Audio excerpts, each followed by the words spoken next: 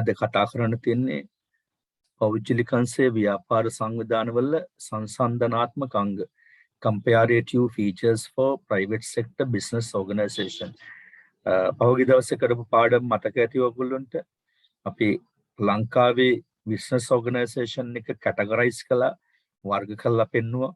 ඒකේ රාජ්‍යාංශය, සමපකාරාංශය, අර්ධ රාජ්‍යාංශය, පෞද්ගලිකංශය කියන ප්‍රධාන business organization වර්ග 4ක් ඔයගොල්ලෝ ඉගෙන ගත්තා. ඒ වගේ උදාහරණ ඉගෙන ගත්තා, කොහොමද හැදුනේ ඉගෙන ගත්තා, කොයි වගේද ඉගෙන ගත්තා, ස්ට්‍රක්චර් එක ඉහළ සිට පහළට ඉගෙන ගත්තා. ඒ වගේ විශේෂාංග ගණනාවක් අපි ඉගෙන ගත්තා. අපි ප්‍රධානත්වයක් දුන්නා, ප්‍රමුඛත්වයක් බිස්නස් වල මහගෙදර හැටියට සලකන ප්‍රයිවට් සෙක්ටර් එකට. ඒ ප්‍රයිවට් සෙක්ටර් එක තමයි කඩාගන්නේ ඔයගොල්ලන්ට මතක තියෙනවා sole ownership, partnership and companies කියලා. sole ownership කියන්නේ ඒක පුච්චල ව්‍යාපාර නැත්නම් කේවල ස්වාමි ව්‍යාපාර. partnership කියන්නේ හවුල් ව්‍යාපාර. දෙදෙනෙක් හෝ 20 දෙනෙක් අතර ඇති වෙන ඒ අතර කණ්ඩායමක් ඇතුලේ ගිවිසුමක් තුලින් ඇති වෙන ව්‍යාපාරයක්. සමහරවිට ගිවිසුම් නැතුවත් ඇති වෙනවා. ඒ වගේම සමාගමක් මේ හැම එකකටම නෛතික පුජ්‍යලභාවයක් තියෙනවා. නීතිමය පුජ්‍යලභාවයක් තියෙනවා. නීති ඉදිරියේ පුජ්‍යලෙක් හැටියට සලකන්න ඕන. ඒකේ ප්‍රධාන එක තමයි සමාගමක්. සමාගමක් 2007 අංක 7 දන්න සමාගම් පනතේ ලියාපදිංචි කරලා පටන් ගන්න ඕන. ඒකට නීතිමය පුජ්‍යලභාවයක් තියෙනවා. කොයි වෙලාවකවත් සමාගමේ ඉන්න මිනිස්සු සමාගම වෙනුවෙන් වග කියන්න ඕනේ නැහැ. සමාගමේ තියෙන වත්කම් තමයි සමාගම වෙනුවෙන් වග කියන්නේ. මේක තමයි නීතිමය පුජ්‍යලභාවය කියලා කියන්නේ. මේ විදිහට businesses private sector එකේ categorize කරන්න පුළුවන්, වර්ගීකරණය කරන්න පුළුවන්. ඉතින් ඒ ගැන තමයි අද අපි කතා කරන්නේ. ඔයගොල්ලන්ට sole ownership, partnership, companies කියන තුන දැන් හොඳට අදහසක් තියෙනවා. ඉතින් මම දැන් O level වලට ඉස්කෝලේදී A level වලට වගේ කොමර්ස් වගේ සබ්ජෙක්ට් කරා නම් මේවා ගැන යමක් ඇහිලා තියෙනවා, දැනුවත් වෙලා තියෙනවා. ඒ වගේම AAT වගේ chartered වගේ සබ්ජෙක්ට් කරපු ළමයි මෙතන ඉන්නවනම් මේගොල්ලන්ටත් මේ ගැන ලොකු දැනුමක් තියෙනවා. ඉතින් අපි එහෙම දෙයක් නෙමෙයි මේ කතා කරන්නේ. ඔයගොල්ලන්ට මේ කෝස් එකෙන් පස්සේ ඉදිරියට ගිහිල්ලා උපාධියකට කකුල තියා ගන්න ඕන පදනමක් නෙමෙයි හදන්නේ. ඉතින් මේ කෝස් එකෙන් පස්සේ උපාධියකට යන්න කවුරුත් අපිත් එක්ක ආවේ නැත්නම් මෙතනින් පස්සේ තැනකට ගියට පස්සේ දැනුම තියෙන්න ඕන වැඩ කරගන්න. ඒ වගේම ආයතනයක ඉන්නකොට ඒ ආයතනය මොකක්ද කියලා හඳුන ගන්න. ඉතින් වැඩිපුරම ප්‍රයිවට් සෙක්ටර් එක පැත්තට අපි බර වෙන නිසා අපි මේ ප්‍රයිවට් සෙක්ටර් එකේ තියෙන ව්‍යාපාර සංවිධාන තුනෙහි තියෙන comparative features කියලා අපි ඒකට කියන්නේ. සංසන්දනාත්මක අංග. ඒතර මේ සංසන්දනාත්මක අංග අද කතා කරනවා මූලික වශයෙන්. ඒතර මේ sole ownership කියන එක දැන් ඔයා දන්න දෙයක්, partnership කියන එක දන්න දෙයක්, company කියන එක දන්න දෙයක්. ඒ වගේ තියෙන details පැත්තේ ගත්තොත් legal status පළමුවෙන්ම තියෙනවා legal status. sole ownership එකේ legal status එක මොකද්ද? partnership එකේ මොකද්ද? company එකේ මොකද්ද? එතකොට මේ පැත්තේ තියෙන එකට මේ පැත්තේ තියෙන එක ගලපනවා. ඒ වගේම risk of ownership. දැන් legal status කියන්නේ නීතිමය ස්වභාවය. risk of ownership කියන්නේ අවදානම. කොයි වගේ අවදානමක් තියෙනවද කියන එක. ඊට පස්සේ කියනවා මොකද්ද? duration of life. පැවැත්ම මේ තියෙන ව්‍යාපාරයේ තියෙන පැවැත්ම මොකද්ද කියලා. ඒ වගේම කතා කරනවා මොකද්ද? අයිතිය පවරන්නේ කොහොමද කියලා. ඊළඟට කතා කරන්නේ කොහොමද අයිතිය පවරන්නේ කොහොමද කියලා. ඒ වගේම මෙම්බර්ස්ලා සමාජිකත්වයේ කොයිද තින්නේ කියලා. ඔන්න ප්‍රධාන ව්‍යාපාර සංවිධානයේ තුල තියෙන මේ ප්‍රධාන ලක්ෂණ ටික අපි සාකච්ඡා කරනවා කෙටියෙන්. මේක මතක තියාගන්න ඕනේ නැහැ. නමුත් යම්කිසි අදහසක් වාගේ ඔළුවට ගන්න පුළුවන් නම් වැදගත්. මොකද ඔයා එළියේ සමාජයේ රැකියා පරිසරය තුල ඉන්නකොට වාට වැඩිපුරම ගැටෙන්නේ මේ පෞද්ගලික අංශේ. රාජ්‍යාංශයේ ගැටෙන්න තමයි අපි try කරන්නේ. නමුත් රජයේ රස්සා හැමෝටම හොයාගන්න අමාරු නිසා පෞද්ගලික අංශය තමයි මම එදා කිව්වා. රජයේ රස්සා 10ක් ගන්න පඩිය පෞද්ගලික අංශයේ එක රස්සාවකින් ගන්න පුළුවන්. රජයේ රස්සාවක් ගත්තොත් ටීචින් ගත්තොත් රුපියල් 35000 40000 උපරිම. ඉතින් පෞද්ගලික අංශයේ ගියොත් එimhe සමහරට ක්ලාක් කෙනෙකුට හම්බ වෙනවා රුපියල් 60000 70000. පෞද්ගලික අංශ හොඳ සමාගම ක්ලාක් කෙනෙකුට 60000 70000 හම්බ වෙනවා. ඊට අමතරව සමහර තැන්වලදී පහසුකම් දෙනවා. බංගලෝ එකක් දෙනවා, යන්න වාහනයක් දෙනවා. කාලයත් එක්ක උඩට එන්න ඕනේ. ඒක පාරම ගිහපුවම කරන්න බෑ. අවුරුදු 5ක් 6ක් 10ක් විතර පරණ වුණාට පස්සේ පහසුකම් ඔක්කොම කම්පැනි එකෙන් දෙන ප්‍රයිවට් කම්පැනිස් තියෙනවා. පහසුකම් සියල්ල දෙනවා. සමහරට ලක්ෂ 2 3 4 පඩි. හරිද ශ්‍රී ලංකා එයාලයින්ස් සමාගම එහෙම සාමාන්‍යයෙන් කළමනාකරුවෙකුගේ පඩිය ලක්ෂ 30ක් විතර වෙනවා. ඒ වගේම ලක්ෂ 20ක් 25ක් වගේ අතර වෙනවා 30ක් අතර වань. ඒ වගේම ඔය කාගෝ shipping line වල වගේ වරාය වගේ සමහර රස්සා තියෙනවා ලක්ෂ 30 40 50 පඩි හම්බ වෙනවා. හරිද? ඒවා නම් රජේ ඒවා කියලා අපි සලකන්නේ. නමුත් සමහර දැන් ඔය ශ්‍රී ලංකන් එයාලයින් කියන්නේ ප්‍රයිවට්. ඒ වගේම ඔය තව තියෙනවා ටාගට් දෙන්න ඕන කම්පැනි. ගත්තොත් එහෙම රූපානි වගේ දැන් ප්‍රයිවට් channel තියෙනවා. ප්‍රයිවට් රූපහින් නාලිකා තියෙනවා. රේඩියෝ channel තියෙනවා. ඊට අතර ගත්තොත් එහෙම දැන් ඔය සංනිවේදන සපයන ඩයලොග් වගේ ආයතන මොබිටෙල් වගේ ආයතන වල සමහරට ඔය පිටරටින් බඩු ගෙනලා ලංකාවේ බෙදා හරින heavy machines තියෙන ආයතන වල ඊට අමතරව ගොඩක් වෙලාට ඔය ඖෂධ ඔයගොල්ලෝ දන්නවා රෙප්ලයින් රෙෆ් කියලා කට්ටිය වගේම හොඳ සල්ලි හොඳ පඩි හොයනවා. ඉතින් ඒගොල්ලන්ට සමහරට එක මාසේ පඩිය ඇති මුළු අවුරුද්දක් ජීවත් වෙන්න. ඒතුරු ටික ඔක්කොම ඉතුරු කරන්න පුළුවන්. ඒකයි මේ පෞද්ගලිකංශය ගැන මම වැඩි දායකත්වයක් දක්වන්නේ, වැඩි කැමැත්තක් දක්වන්නේ. ඔයගොල්ලෝට මම මුලින් ඉඳලා කිව්වා ඔයා ඉගෙනගත්තු දැනුම අරගෙන රජේ රස්සා කියකින් එපා. පෞද්ගලිකංශේ කඩේක බිල් ලියන්න හරියන්න. වේටර් කෙනෙක් කියලා ඉඳන් හරි පළමුව පඩිය තියන්න. තමන්ගේ කකුල තියාගන්න. ඊට පස්සේ වාට පෑදෙයි කාලයාගේ ඇවෑමෙන් වාගේ දැනුම කුශලතා වාගේ සුසුකම් එක්ක වාට නියම රැකියාව හම්බෙයි. හැබැයි හොඳ සහතික කීපයක් ඔයා සතුව තියෙන්න ඕන. අපි මේ දෙන මැනේජ්මන්ට් සර්ටිෆිකේට් එක එකට එක උවන්ට දෙන එක උදව්වක්. කම්පියුටර් සර්ටිෆිකේට් එක උදව්වක්. මොකද මේක මෙතනින් නවතින තු ඉස්සරහට යන්න අපි හදන්නේ. ඒතර ජොබ් එකක ඉන්න ගමන් හොඳ පාඩියක් වගේ වටිනා සහතික වාතයට හිමි කරගන්න පුළුවන්කම එනවා. ඉතින් මේ වගේ වැදගත්කම ඒවා. මම කියවනේ මේවා කොච්චර ඉගෙන ගත්තත් ඇති වැඩකුත් නැහැ කියලා ඉස්සරහට ඉල්සන්නේ කි. නමුත් ඉතින් තමන්ගේ ජීවිතේ මෙම ආත්මෙදී සරුසාර කරගන්න තමන්ගේ අධ්‍යාපන සුසුකම යම් යම් තැන්වලදී බලපානවා. යම් යම් තැන්වලදී නෙමෙයි මුළු ජීවිත කාලෙම බලපානවා. හරියට ජීවත් වෙන්න. කෙලින් මිනිස්සෙක් අපි කියලා කියන්නේ.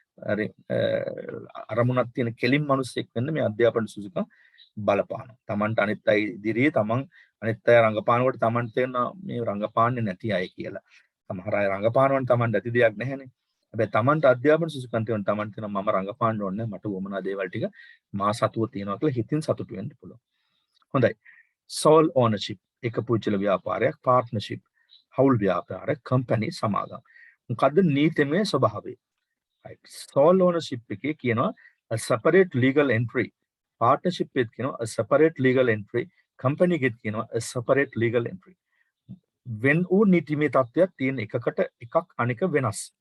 එහෙනම් හවුල් එක පුජ්‍යල ව්‍යාපාරයක් නම් අපි එක පුජ්‍යල ව්‍යාපාරයක් කියමු මොකද්ද ළමයි? ඔයගොල්ලෝ දන්නවා ඇති ඔය කඩවල් වල එහෙම ඉස්සරහා සමහර ආයතන වල ගියපුම තියෙනවා BR එක කියලා. business registration කියලා ඔයගොල්ලෝ දැකලා තියෙනවද? ව්‍යාපාර නාම ලියාපදිංචි. රාමුක ලෙල්ලා තියෙන ඉස්සරහා. සමහරව පරණ ආයතන වල කඩවල එහෙම තියෙනවා ඉරිලා මේව වෙලා පිච්චිලා සමහරට කෑල්ල. ඒත් BR එක තියාගෙන ඉන්නවා. නීතිමය තත්ත්වය. රජයේ ඕන වෙලාවක ඒක ලියාපදිංචි ආයතනයක් කියලා පිළිගන්නවා. දැන් සාමාන්‍ය රුපියල් 1000ක් විතර යන්නේ. ප්‍රාදේශීය ලේකම් කාර්යාලවල තියෙන ඇප්ලිකේෂන් එක බිස්නස් එකක් පටන් ගන්න වෙලාවට ගිහිල්ලා තමන් බිස්නස් එකක් පටන් ගන්නවා කියලා එතන නිලධාරියෙක් ඉන්නවා ප්‍රාදේශීය ලේකම් කාර්යාලේ. ගිහිල්ලා නිලධාරිය හම්බෙලා ඇප්ලිකේෂන් එකක් ගිහලා පුරවලා දුන්නාට සාමාන්‍ය ඉස්සරන තිබුණේ මාස 3ක් ඇතුළත දෙනවා. දැන් නම් මම හිතන්නේ මාසක් යන්න පෙර ඇවිල්ලා බලනවා. ස්ථානය බලනවා, ව්‍යාපාරය බලනවා, බලලා තමන්ට ඒක නීති විරෝධී නොවන එකක් නම් අංකයකුත් එක්ක ඒ ප්‍රාදේශීය ලේකම් කාර්යාලයෙන් ලියාපදිංචි සහතිකයක් දෙනවා. ඒකට කියනවා ව්‍යාපාර නාම ලියාපදිංචි කියලා කියන business registration. අන්න ඒක තමයි නීතිමය තත්ත්වය. ව්‍යාපාර නාම ලියාපදිංචි කිරීමේ ආශා පනත යට තමයි ලියාපදිංචි වෙන්නේ. partnership හවුල් ව්‍යාපාර. හවුල් ව්‍යාපාරයක් කියලා කියන්නේ දෙදෙනෙක් හෝ 20 දෙනෙක් වැනි කණ්ඩායමක් එකට එකතු වෙලා ඇති කරගන්න ව්‍යාපාරයක්. ඕනනම් දෙන්නෙකුට පුළුවන්, තුන් දෙනෙකුට පුළුවන්, පහකට පුළුවන්, 10කට පුළුවන්, 20 දෙනෙකුටත් පුළුවන්. ඒ අතර කණ්ඩායමකට හැබැයි 21කට බෑ. කියන කණ්ඩායමකට එකතු වෙලා givisුමක් මත නීතිමය තත්ත්වයන් නම් හවුල් givisුමක් ඇති කර ගන්න ඕන. අපි තුන් 5 දෙනෙක් එකතු වෙලා බිත්තරාප්ප කඩයක් දානවා. බිත්තරාප්ප හවසට දාලා කොත්තු රොටිය දාලා අර එමේ රට ගිහිලා ආපු 5 දෙනෙක් එකතු වෙලා එක්කෙනෙක් ඩුබායි හිටියේ, එක්කෙනෙක් කුවයිට් හිටියේ, එක්කෙනෙක් සෞදි හිටියේ, එක්කෙනෙක් කොරියා හිටියේ. ඔහොම ඉඳලා 5 දෙනෙක් ඇතුළා යාළුවෝ 5 දෙනා දානවා කඩේ ලොකුවට ටවුන් එක. බිත්තරාප්ප. හරි කඩේ නම. එතකොට ඒකේ නැති දෙයක් නැහැ. කොත්තුද, රොටුයිද, බනිස්ද, බුරියානිද, බද්ද ඔක්කොම තියෙනවා. දැන් ඉතින් මේක කරගෙන යනවා. හැබැයි කට්ටිය ගිවිසුමක් ඇති කරගන්නවා. ඉස්සල්ලා කණ්ඩායම එකතු අපි මෙහෙමයි සල්ලි දාන්නේ, අපි ඒ සල්ලි වලට ලාභ බෙදාගන්නේ මෙහෙමයි, මම වැඩ කරන්නේ හවලා හැටියට, මම තමයි මේ වැඩේ කරන්නේ, මම තමයි මේක කට්ටි කතා වෙලා පොඩි ගිවිසුමක් ඇති කර ගන්න කරුණු 10ක් 12ක්. හරිද? ඒ ගිවිසුම හවුල් ව්‍යාපාර ආඥා පන්තියට ලියාපදිංචි කරනවා නම් ප්‍රාදේශීය ලේකම් කාර්යාලයට ගිහිල්ලා එතනක් තියෙන සර්ටිෆිකේට් එකක් ගන්න පුළුවන්. ප්‍රාදේශීය ලේකම් කාර්යාලය රුපියල් 2300 කියන්නේ ඒ ලියාපදිංචි කරගත්තට පස්සේ ඒක හවුල් ව්‍යාපාරය. නීතිමය තත්ත්වයක් තියෙනවා. එහෙනම් තනි පුජ්‍යල ව්‍යාපාරයකට නම් තියෙන ව්‍යාපාර නාම ලියාපදිංචි කිරීමේ ආඥා පනත, හවුල් ව්‍යාපාරයකට නම් තියෙන හවුල් ව්‍යාපාර ආඥා පනත. සමාගමක් ඒකට වඩා ප්‍රබලයි. මම කිව්වා සාමාන්‍ය සමාගමක් ලියාපදිංචි කරන රුපියල් ලක්ෂයකට ආසන්න මුදලක් යනවා. සමාගම් ලේකම්වරයෙක් ඉන්න ඕන, සමාගමේ අධ්‍යක්ෂවරු වෙන්න ඕන, සමාගමේ යෝජනා තියෙන්න ඕන. හරි, සමාගමේ සංස්ථාපිත කරපු යෝජනා ඉදිරි කරපු වාර්තාව තියෙන්න ඕන. හරි, සමාගමේ ව්‍යවස්ථාව තියෙන මේ ඔක්කොම තියෙනවා. අර නිකන් අපි මරණාධාර සමිතියක වගේ මේ වැඩේ කරන්න ඕන නියම විදිහට. සමාගම් ලේකම්වරයෙක් හැටියට තමන්ගේම කෙනෙක් දාගන්නත් පුළුවන්. එහෙම නැත්නම් විශේෂයෙන් අපි සමාගම් ලේකම්වරයෙක් හැටියට දාගන්නේ ලෝයර් කෙනෙක්. ඒ වගේ සුසුකමක් තියෙන කෙනෙක් තමයි සමාගම් ලේකම්වරයෙක් හැටියට ගන්න. සමාගම් ලේකම්වරයා තමයි ඒ කටයුතු ඔක්කොම කරන්නේ. අධ්‍යක්ෂ මණ්ඩලයේ විසින් සම්මත වෙච්චි නීති රීති අනපනත් ඔක්කොම ව්‍යවස්ථාව ඉදිරිපත් කළා. සාංගමික ව්‍යවස්ථාවලියක් හදලා ඒක ලේකම්වරයා හරහා ඉදිරිපත් කරන්න ඕන කොහටද? සමාගම් රෙජිස්ට්‍රාර්වරයාට. ඒකේ තියෙනවා කරුණු ගණනාවක්, නම් රෙජිස්ටර් කරන්න ඕන, ඇප්ලිකේෂන් දාන්න ඕන, නම් රෙජිස්ටර් කරන්න ඕන, පත්තර දැන්වීම දාන්න ඕන, වැඩ ගොඩක් තියෙනවා ඒක. ඒක අපි ඉගෙන ගමු. සමාගම් නීතිය කියලා අපි උපාධිය කරනවාට ඉගෙන ගන්න විෂයක් තියෙනවා ඒ වෙලාවෙදි. ඉතින් එහෙම කළා 2007 අංක 7 දන්න සමාගම් පනත යටතේ ඇති කරගන්න සමාගම් අපි ඉගෙන ගත්ත පෞද්ගලික දවස් සමාගම් මොනවද කියලා. හරිද? සමාගම් වර්ග දෙකක් තියෙනවා. එකක් සීමා සහිත සමාගම්, අනිත් එක සීමා රහිත සමාගම් කියලා. මෙන්න මේ විදිහට ඇති කරගන්න සමාගමකට අපි කියනවා කම්පැනි එකක් කියලා. එහෙනම් සමාගම් ආච්ඡා පනත තමයි සමාගමක් වෙනුවෙන් තියෙන නීතිමය තත්ත්වය. හවුල් ව්‍යාපාර ආච්ඡා පනතේ තමයි හවුල් ව්‍යාපාර නීතිමය තත්ත්වය. ඒ වගේම ව්‍යාපාර නාම ලියාපදිංචි කිරීමේ ආච්ඡා පනත තමයි තනි පුජ්‍යල ව්‍යාපාරයකට තියෙන නීතිමය තත්ත්වය. මම හිතන්නේ දැන් ඔළුවට යමක් වැටෙන්නේ නැති මේ එක එක ව්‍යාපාරයක් නිකන් තියෙන්න බෑ. රජයේ ලියාපදිංචි යටතේ තියෙන්න ඕන කියන එකයි ඒ කෙටියෙන් කිව්වේ. දැන් අපි දන්නවා අපේ ගම්වල ඉඳලා ගත්තොත් එහෙම කඩවල් ඕන තරම් තියෙනවා. ඉස්සරහ පැත්තේ තියෙනවා, පිටිපස්සේ පැත්තේ ගෙදර දොර ඇරියොත් පිටිපස්සේ කඩ දෙක තුනක් තියෙනවා. ඉස්සරහත් කඩ දෙක තුනක් තියෙනවා. එහාට යනකොට තව කඩ. සමහරලාට අද ගම්වල ගෙවල් වලට වඩා තියෙන කඩ. හැබැයි ඒවා එකක්වත් ලියාපදිංචි කරලා නැහැ. Tamanට හිතුනහම ඔය ලෑලි ටිකක් දාලා කොහේ හරි කඩ කාමරයක් ඇරියා, බෙරළු ටිකක් තියාගත්තා, සිල්ලර ටිකක් තියාගත්තා, කඩයක් අරනවා. නීතිමය තත්ත්වයක් නැහැ. කොයි වෙලාවකත් වගකීමක් නැහැ. නමුත් ඉතින් ඒවා රජයෙන් හොයලා බලන්නේ නැති නිසා ඒගොල්ලන්ට එහෙම ප්‍රශ්නයක් නැතුව පවත්වාගෙන යනවා. right. දෙවෙනි එක risk of ownership. අවදානම කියලා කියන්නේ මොකද්ද? ඉදිරියේ යම්කිසි ආරවුලක් වෙයි, කරදරයක් වෙයි, ඉදිරියේ පාඩුවක් වෙයි කියලා තියාගන්න අවිශ්වාසය. හරිද? අපිට අවිශ්වාසයි ඉදිරියේ මොකද වෙන්නේ කියලා. අන්න ඒ අවිශ්වාසයට කියනවා අවදානම කියලා. ඒ කියන්නේ ගම් වතුරක් ගැලුවොත් මොකක් හරි වෙයි. එතකොට මොකද කරන්නේ? හරිද? කඩ කාමර ටික කඩා වැටුනොත් මොකද කරන්නේ? වැරි ව්‍යාපාරයේ බංකොලොත් වුණොත් මොකද කරන්නේ? අන්න ඒකට කියනවා අපි රිස්ක් එක කියලා, අවදානම කියලා. මේ තනි පුජ්‍යල ව්‍යාපාරයක නම් අවදානම up to owners personal resources. අයිතිකරුවන්ගේ පුජ්‍යලික වත්කම් තෙක් විතරයි. අයිතිකරුවන්ගේ පුජ්‍යලික වත්කම රුපියල් ලක්ෂයයි නම් කඩේට යොදලා තිබුණේ එච්චරයි. කඩේ කැඩුනත් සුලි සුලංගට කඩාන ගියත් ගම් වතුරට ගහන ගියත් වෙන ප්‍රශ්නයක් නෑ. රුපියල් ලක්ෂ විතරයි වියදම. up to partners personal resources. කොටස්කරුවන්ගේ පුජ්‍යලික වත්කම් තෙක්. අර තුන් ලක්ෂ 5 දාලා ආප්ප කඩේ හදාගත්තා. එතකොට ලක්ෂ 25ක් තියෙනවා 5 දෙනා ළඟ. ලක්ෂ 25 දෙක් විතරයි. හැබැයි ඒගොල්ලෝගේ බැංකුවල තියෙන සල්ලිවත් එහෙම නැත්නම් ඒගොල්ලෝගේ ඉඩ කඩන්වත් යාන වාහනවත් මේ සමාගම හවුල් ව්‍යාපාරය වෙනුවෙන් ඒගොල්ලෝ කැප කරන්නේ නැහැ. කොටස්කරුවන් යොදලා තියෙන දේවල් විතරයි. හරිද? limited to investment of shares. ආයෝජනය කර ඇති කොටස් මත. එහෙනම් සමාගමක නම් මේක වෙන්නේ ආයෝජනය කළ තියෙන කොටස් මත. සමාගමක කොටස් නිකුත් කරනවා ආයෝජනය කරන්න පුළුවන් සමාගමට ඒ වගේම අධ්‍යක්ෂ මණ්ඩලයට බැඳෙන්න පුළුවන් එතකොට තමන් යොදන මුදල් නැත්නම් විවිධ මුදලින් අගය කරන්න පුළුවන් විවිධ වත්කම් තමයි මේ ෂෙයාර්ස් කියලා කියන්නේ. එතකොට ගොඩක් වෙලාවට මුදලින් තමයි ඒක අගය කරන්නේ. ඒ යොදලා තියෙන කොටස්කරුවන් යොදලා තියෙන දේවල් වලට තමයි ඒ මත තමයි රිස්ක් එක නැත්නම් අවදානම රැඳෙන්නේ. ඊළඟ ඩියුරේෂන් ඔෆ් ලයිෆ් කියන්නේ ළමයි පැවැත්ම කොච්චර කල් පවතිනවද මේ බිස්නස් එක කියන එක. ඒක පුච්චල ව්‍යාපාරයන් නම් limited by desire or death of owner. සීමා කර දිනකදී හෝ අයිතිකරුගේ මරණය තෙක්. දැන් මම බිස්නස් එකක් තනියෙන් කරනවා නම් මම මැරුණාම ඉවරයි. නැත්නම් මම කියනවා මම අවුරුදු 5යි මේ බිස්නස් එක කරන්නේ. එතනින් එහාට මම බිස්නස් එක කරන්නේ. අන්න ඒක තමයි සීමා කර දිනකදී හෝ අයිතිකරුගේ මරණය. ඒක පුච්චලයිනේ. Tamanට ඕන තීරණයක් ගත්ත හැකි. හරිද? හවුල් ව්‍යාපාරයන් නම් limited by desire of death of each partner. සීමා කර දිනකදී හෝ එක් හවුල්කරුවන්ගේ මරණය තෙක්. නේද? සීමා කර ගන්නවා අපි කට්ටිය අවුරුදු 5ක් මේ බිස්නස් එක කරමු. හරිද කියලා ඒක තමයි සීමා. අවුරුදු 5න් පස්සේ කරන්නේ. මත එක හවුල්කරුවෝ මැරුණොත් මොකක් හරි හේතුවකින් කාලය ඉවර වෙලා වයස ගිහිල්ලා නැත්නම් ඇක්සිඩන්ට් එකක් වෙලා කොරෝනා වලින් මොනවා හරි මැරුණොත් මේ හවුල් ව්‍යාපාරේ නවත්තන්න පුළුවන්. ඒ වගේම සමාගමක නම් ඉන්ඩිෆිනිට් කියන්නේ අනියතයි. ඒ සමාගමක අධ්‍යක්ෂවරු අලුතෙන් බඳව ගන්න පුළුවන්. ඒ වගේම කොටස් නිකුත් කරනකොට අලුත් සමාජිකයන්ෝ අලුත් අයිතිකරුවන් සමාගමට එකතු වෙනවා.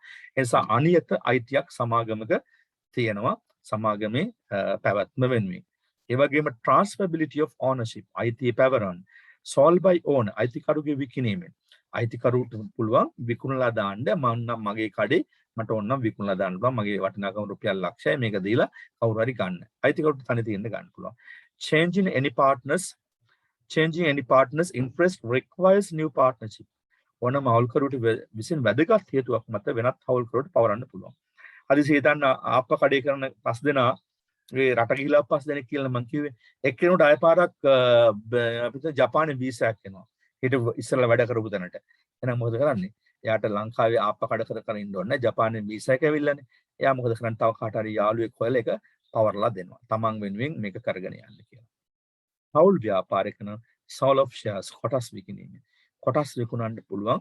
මේ කොටස මෙච්චරයි. එක කොටසක් රුපියල් ලක්ෂ 2යි. ඒ වගේ කොටස් 100ක් තියෙනවා. ගන්න කට්ටියට ගන්න කියලා පත්‍රය දැන්නෙන් දාන්න පුළුවන්. ඒ වගේම කොටස් ව්‍යාපාර කොටස් අලිවි කරන්න පුළුවන්. විවිධ ක්‍රම හරහා. එතකොට අලුත් සමාජිකයෝ ඇවිල්ලා තමන්ගේ සමාගමේ තියෙන ආදායම නැත්නම් සමාගමේ තියෙන වත්කම මුදල් වත්කම තර වෙනවා. එතකොට අයිතිය පවරන්න පුළුවන් ඒ විදිහට කොටස් අලුතෙන් කොටස් නිකුත් කිරීම මගින් සමාගමක පුළුවන් අයිතිකරුවන් බඳවා ගන්න. මෙම්බර්ස්ලා. එතකොට තනි ව්‍යාපාරිකයෝ නම් 1 ඔයගොල්ලෝ දන්නවා 1යි එක්කෙනා ඉන්ෆ්ලුවන්ස් තනි ව්‍යාපාරික. ඒ වගේම හවුල් ව්‍යාපාරික නම් 2ක් හෝ 20ක් වගේ ප්‍රමාණයක් උපරිම අවම 2යි උපරිම 20යි. ප්‍රයිවට් කම්පැනි එක නම් උපරිම 50යි අවම 2යි. පබ්ලික් කම්පැනි එක නැත්නම් පොදු සමාගමක නම් මිනිමම් අවම 20 දෙනෙකුගෙන් පටන් ගන්න ඕන මැක්සිමම් ඩොට් පෙළක් තියලා තියෙන අනියතයි. හරිද? පොදු සමාගමක උවමන තරම් සමාජිකව බඳවා ගන්න පුළුවන් කියන එකයි කිව්වේ. මම හිතන්නේ ඒ කොටස් ටික ඔයගොල්ලන්ට පැහැදිලි ඇති. මොකක්ද ඒ කිව්වේ කියලා. right. අපි යනවා a simple organization chart of business organization. Simple organization chart of business organization. ව්‍යාපාර සංවිධානවල සරල සංවිධානාත්මක ව්‍යුහය. ව්‍යාපාර සංවිධානවල තියෙන සරල සංවිධානාත්මක ව්‍යුහය තමයි මේ කතා කරන්නේ. අපි ඉස්සලා කතා කරා business organization වල structure එක. මේ තියෙන ව්‍යාපාර සංවිධානයක කොයි වගේ structure එකක්ද තියෙන්නේ කියලා.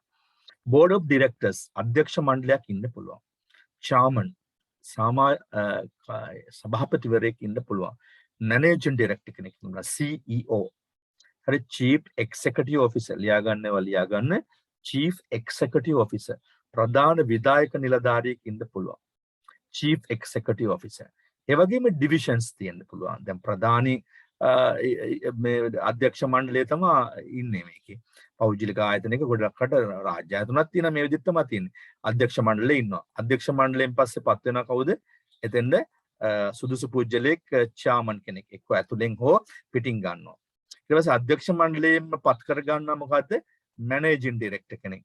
අධ්‍යක්ෂ මණ්ඩලයේ ඉන්න අධ්‍යක්ෂවරුන් අතරින් පත් කර ගන්නවා මැනේජින් ඩිරෙක්ටර් කෙනෙක්. එයාට කියනවා ගොඩක්ට CEO කියලා. ඔයගොල්ලෝ දැකලා තියෙන සමහර ආයතනවලට දොරේ ගහලා තියෙනවා CEO කියලා. Chief Executive Officer. හරිද? CEO කියන්නේ Chief Executive Officer. එයා අධ්‍යක්ෂ මණ්ඩලයේ ඉන්න සමාජිකයෙක්. ඊට පස්සේ එයා යටතේ බොහෝ වෙලාවට ඩිවිෂන්ස් තියෙනවා. එයා යටතේ බොහෝ වෙලාවට ඩිවිෂන්ස් තියෙනවා. මොනවද ඩිවිෂන් කියලා කියන්නේ? අංශ. මෙයාට තියෙනවා අංශ කීපයක්. මොනවද මේ අංශ? පළවෙනිම අංශය තමයි ප්‍රොඩක්ෂන්. ගොඩක් වෙලාවට ආයතනයක නිෂ්පාදනය කරන අංශයක් තියෙනවා. ප්‍රොඩක්ෂන් කියලා කියන්නේ නිෂ්පාදන. ප්‍රොඩක්ෂන් කියලා කියන්නේ මොකද්ද ළමයි? නිෂ්පාදන. ඒ වගේම මාකටිං. මාකටිං කියලා කියන්නේ අලෙවි කරන අංශය.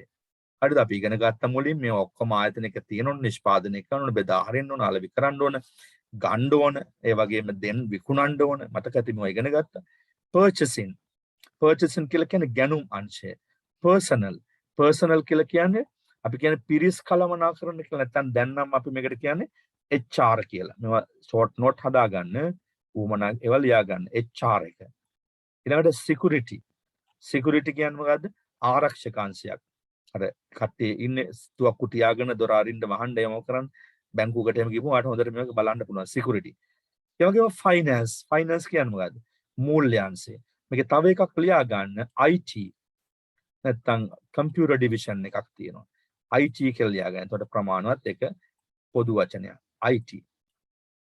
ඔන්න ඔය විදිහට ආයතනික ස්ට්‍රක්චර් එක සැලසුම හදා ගන්නවා. කවුද එහෙනම් ඉන්නේ? බෝඩ් ඔෆ් ඩිරෙක්ටර්ස්ලා ඉන්නවා. අධ්‍යක්ෂ මණ්ඩලයක් තියෙනවා.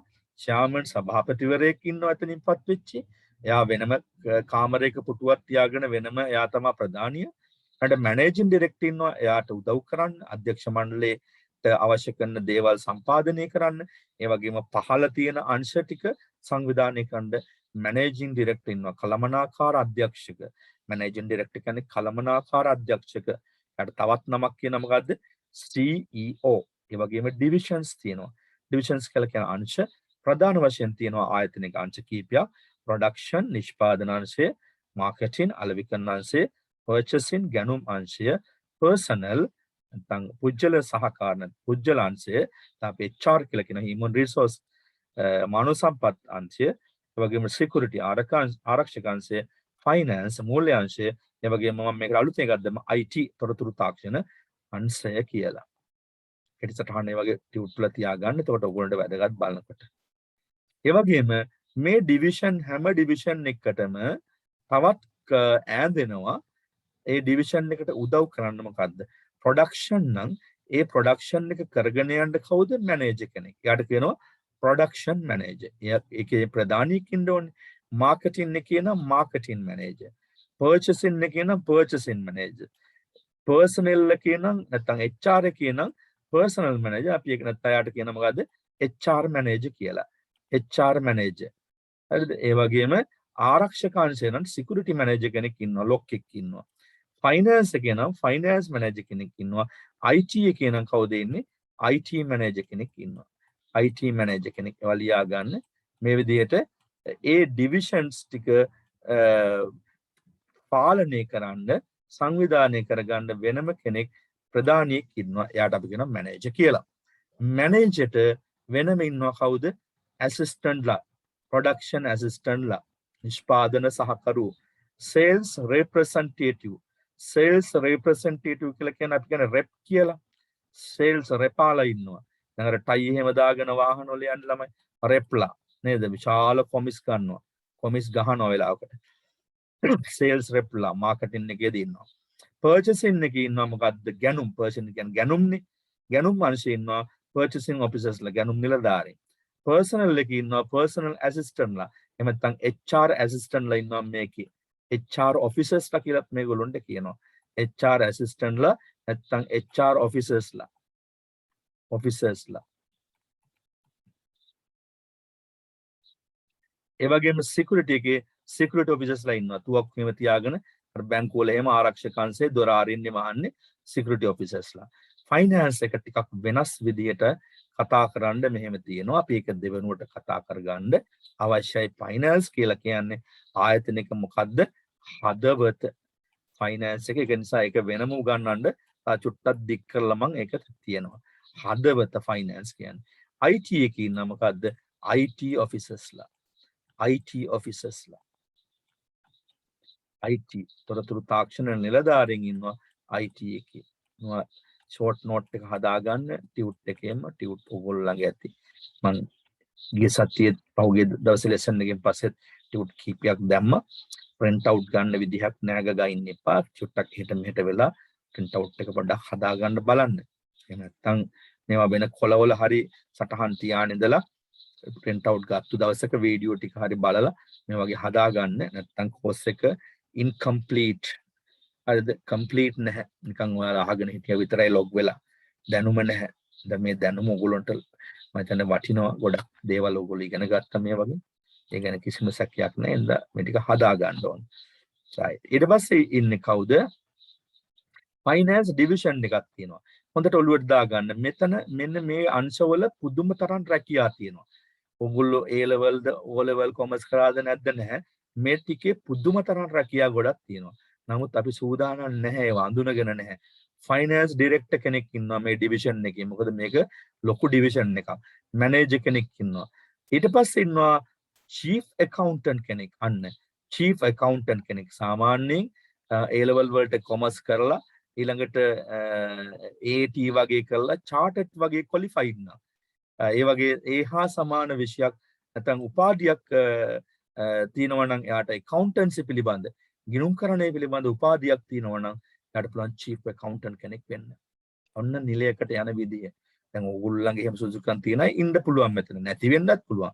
කනගාටු වෙන්න එපා. අපිට උරුම වෙච්ච දේවල් විතරයි අපිට මේ හම්බලා තියෙන. ආයේ මට එහෙම එකක් නැහැ නේ කියලා හිතන්න බෑ. ඉතින් මේගොල්ලන්ට ලොකු පහසුකම් තියෙනවා. බංගලෝස් දෙනවා, කාස් දීලා තියෙනවා, වයිෆ්ට වෙනම පහසුකම් දෙනවා.